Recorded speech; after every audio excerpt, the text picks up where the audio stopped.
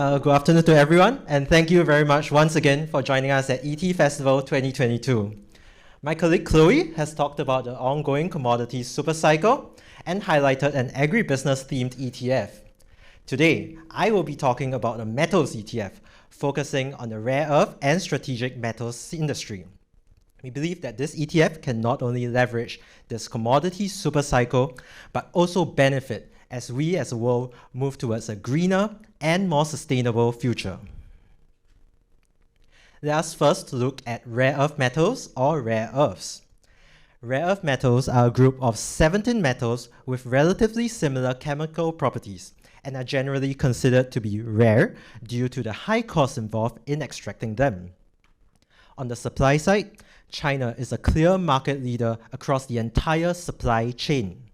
As you can see from the pie chart on the left, China has one of the world's largest rare earth reserves, and they have leveraged these large reserves to build up the necessary supply chain knowledge and expertise over the past few decades. As a result, today, they account for majority of the world's rare earth production, as you can see from the chart on the right. And even more, the International Energy Agency, or IEA, estimates that they have about an 80 to 90% market share in rare earth refining. On the demand side, key end users of rare earths include magnets, glass, and catalysts, as you can see from the chart on the left.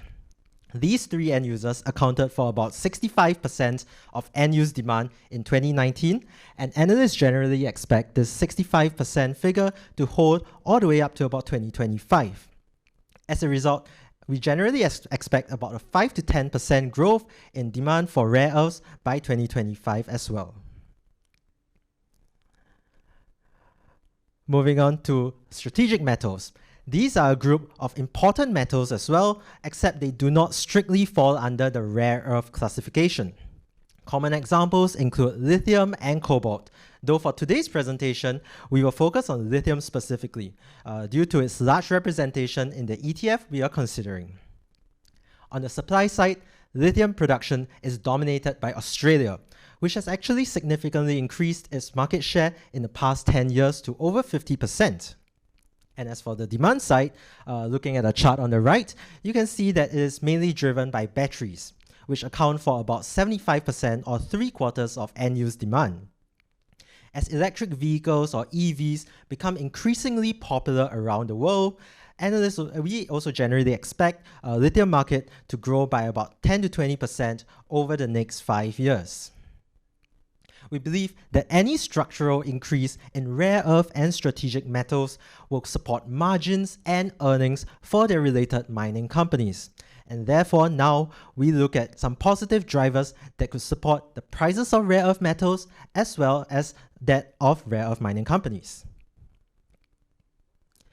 First, we are bullish on rare earth and strategic metals, or RESMs, as we believe the push towards emerging green technologies will fuel strong long-term demand for RESMs.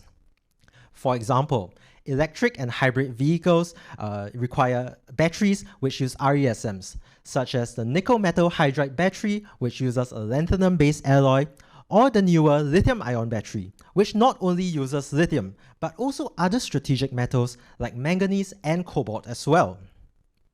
It is clear that EVs are becoming increasingly popular around the world, and you can see from the line chart on the right that the proportion of EV sales relative to global auto sales has spiked up tremendously in the past few years. As a result, we expect demand for RESMs to correspondingly increase alongside demand for EVs and EV batteries. Next, these rare earth and strategic metals, or RESMs, are also used in renewable energy production. For example, wind turbines use rare earth magnets such as praseodymium and neodymium, as they can generate strong magnetic fields at a greater efficiency. Another example of renewable energy use is in solar panels, which typically use compound semiconductors such as gallium and indium. While renewable energy right now only accounts for a small proportion of our total energy share, We expect this renewable energy share to increase rapidly over the coming decades, boosting demand for the metals we have just highlighted. Next, so overall, IEA generally expects RESM demand to increase rapidly as a direct result of these green technologies. Based on their set of plausible scenarios, they expect rare earth demand to increase by about 3 to 7 times between 2020 and 2040, which is a compounded annual growth rate of about 6 to 10%. As for lithium, IEA expects lithium demand to grow by about 13 to 51 times between 2020 and 2040, and that is a compounded annual growth rate of about 14 to 22%. As such, to summarize, we believe the structural growth story of RESMs and their related mining companies remains very positive due to their usage in multiple green technologies. Apart from emerging green technologies, we note that traditional technologies can also serve as a backbone for steady demand, at least in the near to medium term. One example is the catalytic converter, which has been legally mandated in pretty much every traditional car since the 1970s, as they help to convert toxic emissions into less toxic byproducts. While the world is slowly moving towards electric vehicles and greener forms of transportation, we do expect demand for traditional vehicles to at least remain strong in the nearer to medium term due to their affordability, as well as the fact that we have had some pent-up demand during this pandemic. RESMs are also used in our everyday electronics, so if you brought along a smartphone, let us quickly examine it together. So the front of our smartphone contains a screen, which is actually composed of two components, our touch screen as well as the normal glass screen. So the touch screen contains rare earth metals like indium, while the glass screen generally contains rare earth phosphors like yttrium. Moving on to the side of your phone, the sound system of our smartphones use rare earth magnets like neodymium and praseodymium. And looking at the back of our phones, the cameras on our phones, on our laptop webcams, on our cameras, the lenses of our cameras use lanthanum. And finally, on the inside of our phones, we can see that the semiconductors in our phone use gallium, and the batteries in our phone use lithium as part of the lithium-ion batteries. So this short exercise in looking at our phones shows that even though we may not be as aware of their usage in daily lives, they're actually very ubiquitous and prevalent. And we believe that as we use more and more electronics in our digitizing world, RESM demand should increase over time.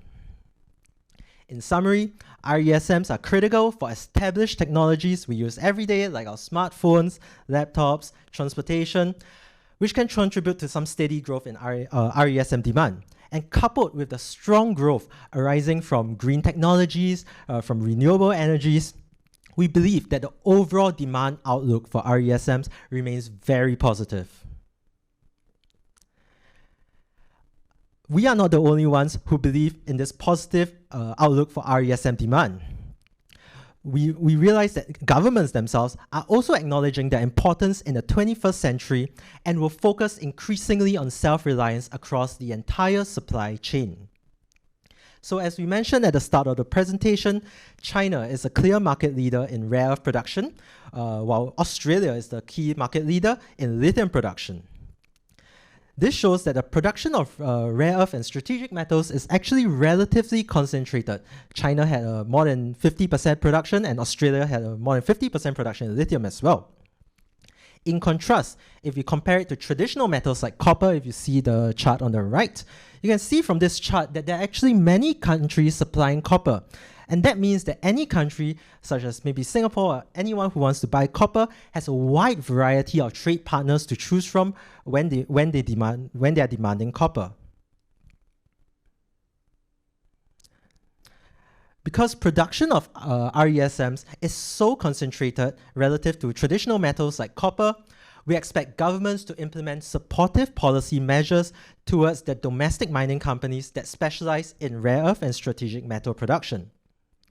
For example, previous US administrations have issued executive orders that have provided loans, grants, other financial incentives to support domestic companies like MP Materials. And same for Australia. Australia is a key producer of lithium and many other mining commodities, and they themselves have published a critical minerals report and also issued grants and loans to domestic companies, for an example of which is a loan, $1.25 billion Aussie dollar loan to Iluka Resources just last month. Another factor is the recent Russia-Ukraine war. And we think the Russia-Ukraine war will further accelerate this race towards self-reliance. We need to note that China, as a dominant producer of rare earths, had actually previously imposed an embargo on Japan in 2010 and threatened to cut off rare earth exports to US in 2019 following some geopolitical tensions. As this ongoing war has exposed Europe's over-reliance on Russian energy, we think that individual governments will take even greater steps towards building supply chain self-reliance for these rare earth and strategic metals. As such, we expect existing mining companies to greatly benefit through increased financial incentives, again through loans and grants from the government. Next up, we note that there are multiple catalysts that could drive demand for rare earth and strategic metals and support earnings for the related mining companies. As such, investors such as yourself may want to consider the Van Eck Rare Earth Strategic Metals ETF, or REMX. This is a passive ETF with 20 holdings listed on the New York Stock Exchange and offers a broad equity exposure to important rare earth and strategic metals. Looking at the listing countries of its constituents, this ETF is concentrated in Australia and China, which should not come as a surprise given what we have mentioned about Australia being the leading producer of lithium and China being the leading producer of rare earths. Its top 10 holdings are also well-established names in their respective industries and cover a good mix of rare earths as well as different strategic metals. Therefore, to summarize, we believe that rare earth and strategic metals look to see strong growth ahead driven by emerging and established technologies, as well as supportive government policies like loans and grants. Investors can consider the Van Eck Rare Earth Strategic Metals ETF, or REMX, which offers a broad exposure into different critical metals and rare earth metals. Using a fair PE ratio of 20 times, we project a target price of about $165 for REMX, giving an upside potential of over 90% by end 2024. Thank you very much for listening to my presentation. I'd like to wish everyone a great day ahead and hope you enjoy the rest of ET Festival 2022.